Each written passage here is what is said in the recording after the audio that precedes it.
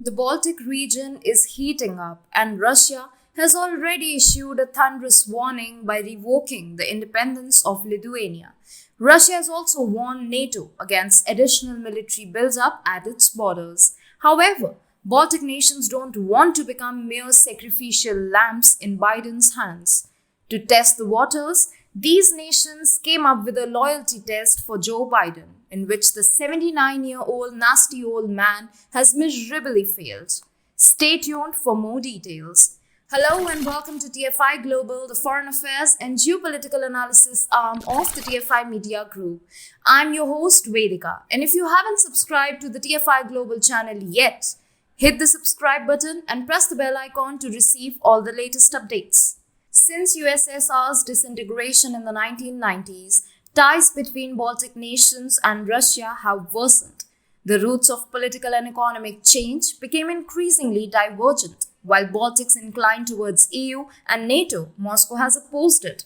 Recently, Germany commanded NATO contingent in Lithuania to send an extra 500 troops to the country, raising Germany's overall troop presence on the ground to around 1,500. Russia, seeing actively growing, decided to invoke Lithuania's independence. The Baltic nations comprise of only 6 million, but it expects NATO to boost its pre-Ukraine invasion presence of around 5,000 multinational soldiers by as much as tenfold, as well as adding air and maritime defenses. But allies like USA are in no mood to do so. Since the start of the Russia-Ukraine war, the Baltic states of Estonia, Latvia, and Lithuania have been calling for the region to receive the biggest buildup of combat-ready NATO forces in Europe after the end of the Cold War, as they can be Russia's next target.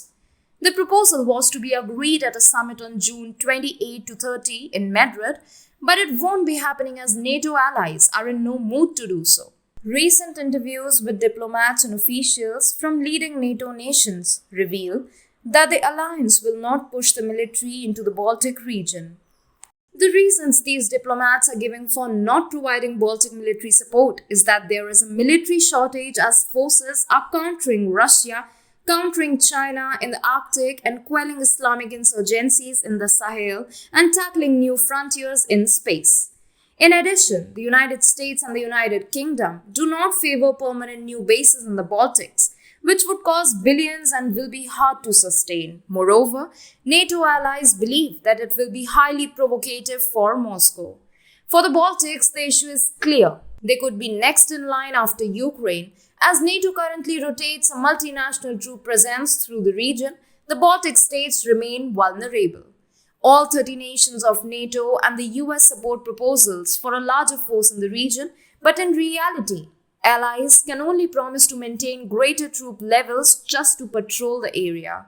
Last week, the United States Permanent Representative to NATO, Julian Smith, said that the US wants to create a new security alliance which would reportedly include Ukraine, the UK, Poland, the Baltic states, and possibly Turkey. Aside from Ukraine, the potential members of the new grouping are Baltic states, along with other NATO allies. The US boasts that the new alliance would actually contribute to further strengthening the eastern flank in Europe, which became a priority for the US-led alliance after the outbreak of the war in Ukraine. While all the nations except Ukraine are already in a NATO, what is the need to create a new alliance and what purpose will it serve?